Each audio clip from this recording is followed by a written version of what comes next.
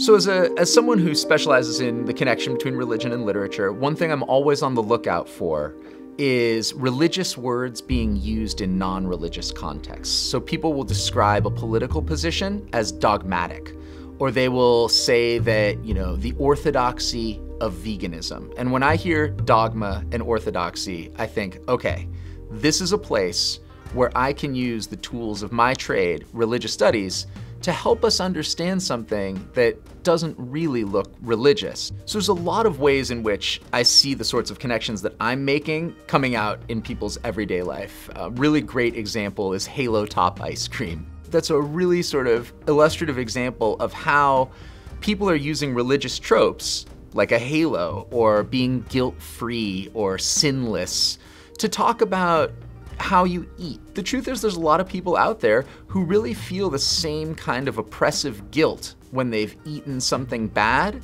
that someone in a more traditional religious context might feel if they'd violated a divine dietary law. What I want to look at in a new way is the idea of naturalness. You'll find people saying things like, well, a natural market is better than a market that's been manipulated by a government.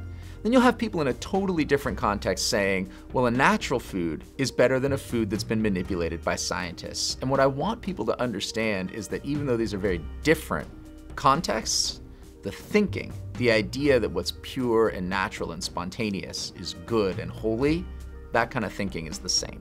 So the book I'm coming out with is called Natural: How Faith in Nature's Goodness Leads to Harmful Fads, Unjust Laws, and Flawed Science. In the future, when we're really coming up with these, really incredibly important decisions, like, are you gonna eat that lab-grown steak?